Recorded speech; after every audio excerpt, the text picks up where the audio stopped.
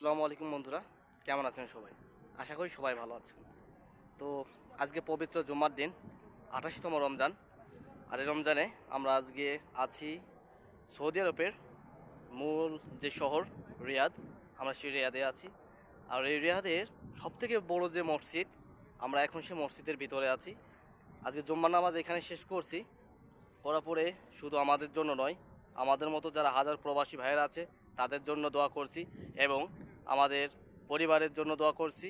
আমাদের বাংলাদেশ থেকে যত প্রবাসী ভাইয়েরা এই প্রবাসীর মাটিতে আছেন তাদের জন্য দোয়া করছি, বাংলাদেশের মানুষের জন্য দোয়া করছি, এবং যে ফিলিস্তিনি ভাইদের যে অবস্থা তাদের জন্য দোয়া করছি। আল্লাহর জন্য তাদের হেফাজত করে তাদের সুস্থতা কামনা করি। আর এই যে মসজিদটা দেখতে পাচ্ছেন, এটা হচ্ছে সে মসজিদ। আমরা এইখানেই আজকে জুমার নামাজটা আদায় করছি। আরেকটা জিনিস, সেটা হচ্ছে আপনাদেরকে দেখাবো। আপনারা ভিডিওতে যে জিনিসটাকে দেখতে পাচ্ছেন, এই যে একটা হয়তো এইভাবে আপনারা দেখাইলে দেখতে পারবেন না। এই যে জিনিসটা দেখতে পাচ্ছেন, ঠিক এইখানেই সৌদি আরবের আগের যে সরকার ছিল, সেই সরকারের আমলে একটা নিয়ম ছিল যে ধর্ষণকারী, যে একটি ধর্ষণ করবে, ধর্ষণকারী সাজা মৃত্যুদণ্ড। সেটা কীভাবে দেওয়া হতো? তার ধর থেকে মুন্ডুটা আলাদা করে দেওয়া হতো। এটাই ছিল সৌদি আরবের একটি নিয়ম। আর যে সৌদি আরবে চুরি করবে, সেটার নিয়ম ছিল তার হাতটা কেটে দেওয়া। তো মূলত এখন সৌদি আরবের সরকার গঠন হওয়ার পর যে সরকার বর্তমান আসছে, এই জিনিসটা বর্তমানে একটু চেঞ্জ হয়েছে। তবে এই যে জিনিসটা আমি আপনাদেরকে দেখালাম একটু আগেই, ঠিক এইখানেই সে ব্যক্তিকে রেখে তার ধর থেকে মুন্ডুটা আলাদা করে দেওয়া হতো, ঠিক এই জায়গাটাতেই।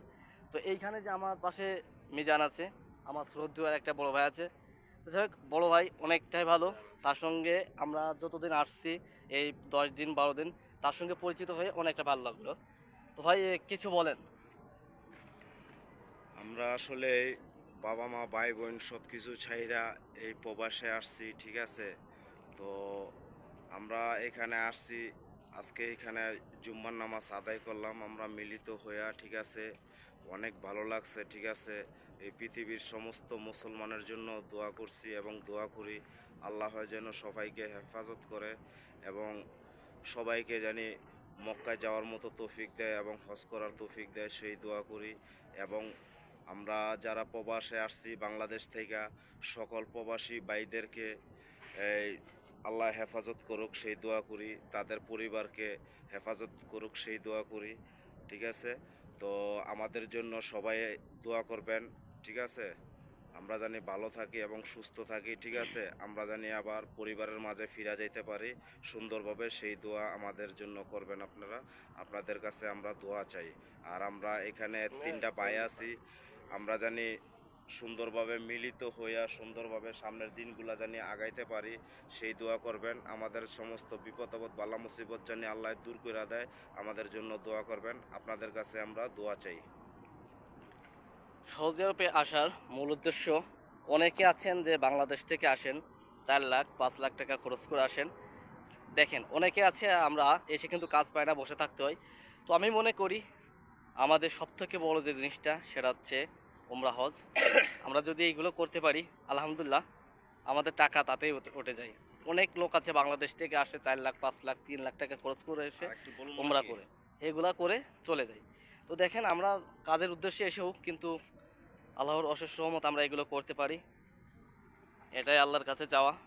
যারা এখনও উমরা হজ করেননি, তারা উমরা হজটা করে নেবেন।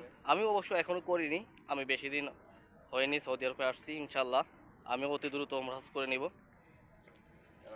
কি বলবো, আসলে সৌদি আরবের আসার মূল উদ্দেশ্য হচ্ছে এটা, যে নবীর দেশ, নবীর দেশে আসতে পারছি সবই আপনাদের দোয়ায়। আর আল্লাহ তাআলার ইচ্ছা ছিল যে আমাকে সে নবীর দেশে নিয়ে আসবে, এজন্য আমি নবীর দেশে আসতে পারছি। তো যাই হোক, ভিডিওটা আপনারা যদি ফেসবুক থেকে দেখে থাকেন, তাহলে অবশ্যই আমার ফেসবুক পেজটি ফলো করে দিবেন। আর যদি ইউটিউব থেকে দেখে থাকেন, তাহলে আমার ইউটিউব চ্যানেলটি সাবস্ক্রাইব করে দিবেন। সবাই ভালো থাকবেন। আর একটু সবাই আমার বলুন নাকি? ভাই কিছু বলবেন? আচ্ছা ভাই, আর কিছু বলতে চাই, শোনেন ভাইয়ের মুখ থেকেই। তো আলহামদুলিল্লাহ, আমার বাংলাদেশে থাকতে অনেক ইচ্ছা ছিল যে সৌদি আরবে যাব, আমার আল্লাহর ঘরে যাব, আমার নবীজির রজা মোবারকে সালাম জানাবো। তো আল্লাহ তাআলা সেই ইচ্ছা আমার পূরণ করছে, আমি আল্লাহর ঘরে যাইতে পারছি, ঠিক আছে, আমার নবীজির রজা মোবারকে যাইতে পারছি। আল্লাহর কাছে অনেক শুকরিয়া, অশেষ রহমত। আল্লাহ পাক আমাকে অনেক দয়া করছে, অনেক করুণা করছে। তো আমি আল্লাহর ঘরে নিয়ত করছি যে আল্লাহ তুমি আমার বারবার আমার নবীজির রজা মোবারকে আসার সুযোগ করে দাও। আমি বারবার যদি যাইতে পারি তাহলে আরও শুকরিয়া আল্লাহর কাছে, এমনি তো শুকরিয়া জানাই আল্লাহর কাছে। তো আল্লাহ পাক অশেষ রহমত, আমার প্রতি অনেক দয়া করছে, অনেক করুণা করছে, শুকরিয়ার কোনো ভাষা নাই, ঠিক আছে। তো আমি জানি আমার জন্য সবাই দোয়া করবেন, আমি জানি বারবার আমি নবীজির সাথে সাক্ষাৎ করতে পারি, নবীজির রজা মোবারকে সালাম পেশ করতে পারি। আমার এটা আমার অনেক ইচ্ছা, অনেক আশা। তো আর সবাইকেই যেন আল্লাহ নবীজির রজা মোবারকে নিয়ে যায়, সবার জন্য দোয়া করি। আল্লাহ পাক পৃথিবীর সমস্ত মুসলমানকে যেন আল্লাহ পাক জানি হজ করার তৌফিক দেয়, সেই দোয়া করি। তো দোয়া করবেন, সামনে আমাদের মনের আশা জানি পূর্ণ করে আল্লাহ পাক, সেই দোয়া করবেন, আপনাদের কাছে দোয়া চাই। তো ভালো থাকেন, আসসালামু আলাইকুম। সবাই ভালো থাকবেন। ভিডিওটা ভালো লাগলে অবশ্যই ভিডিওটি শেয়ার করে অন্য একটা বন্ধুকে দেখার সুযোগ করে দেবেন। আসসালামু আলাইকুম।